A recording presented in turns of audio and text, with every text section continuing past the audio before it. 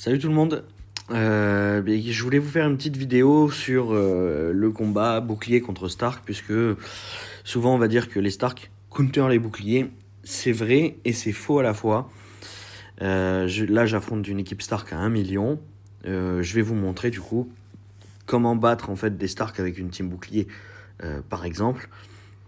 Ou comment en tout cas s'en sortir et comment les counter. Tout ce qui est équipe Stark comme celle-là, qui ne possède qu'un seul heal, entre guillemets, parce que Sansa, bon, je l'ai répété plusieurs fois, mais pour moi n'est pas un heal, c'est un support. Ok, elle met des marques de renouveau, donc c'est un support heal, mais voilà, c'est pas un personnage qui va healer autant que Talisa par exemple, ou d'autres personnages comme Alicent, etc. Bon, chez les Stark, de toute façon, on n'a que Caitlyn en plus de Talisa qui est heal à 100%. Donc voilà, comment faire du coup pour les battre? Il suffit en fait de monter le bouclier de Benjen très haut et ensuite tuer Ned, tout simplement. On s'occupe pas des autres, on s'occupe que de Ned. Et vous allez voir que c'est très efficace. Beaucoup de gemmes vertes si possible à envoyer sur Ned aussi. Voilà. Alors Arya, quand je vous dis qu'en défense il faut pas la mettre, vous venez de voir qu'elle est morte toute seule quoi. Elle est morte en prenant les ripostes de Brienne, j'ai même pas eu à l'attaquer. Donc en fait c'est une très grosse erreur de mettre Arya en défense. Bon, je l'ai toujours dit depuis un petit moment, il y a des personnages comme le loup, comme Arya. Théon c'est un petit peu différent, mais il peut un petit peu en faire partie, on va dire à 50%. C'est des personnages qu'il ne faut pas mettre en défense, puisqu'ils n'ont aucune résistance. Quand on parle de défense, on veut vraiment un personnage qui puisse résister aux assauts de l'ennemi. En ce qui concerne Arya et le loup, ce n'est pas possible. Ils ont trop peu de défense et ils meurent trop vite. Voilà, comme vous pouvez voir là avec Arya qui est morte en 2 secondes, je ne l'ai même pas focus, je ne l'ai même pas regardé. Et comme je fais le match-up assez souvent, je le sais qu'elle va mourir et c'est pour ça que dès le début, je ne l'ai même pas focus, je ne l'ai même pas regardé. Ensuite, il faut que vous alliez tuer celui qui va mettre potentiellement du heal ou des marques de renouveau. Donc là, c'est Sansa.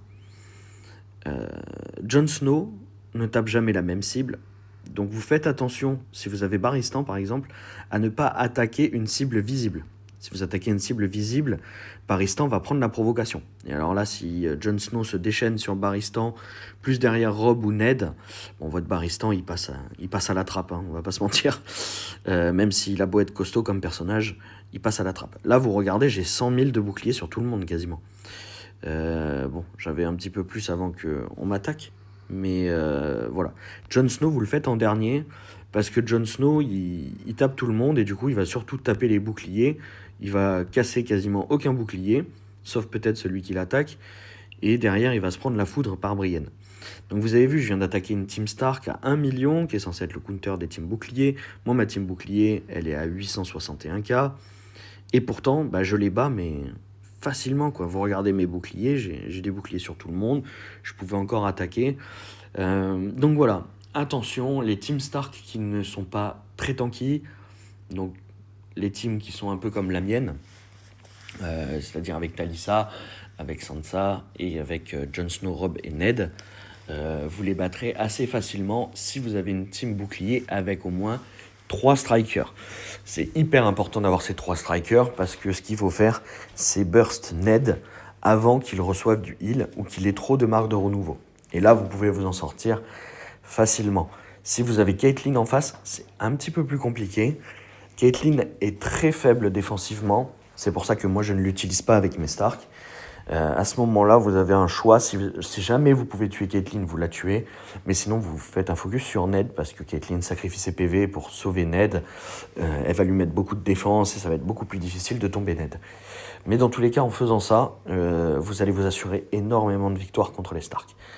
Voilà, c'était pour vous dire ça. Et puis, je vous souhaite une bonne journée et puis à bientôt.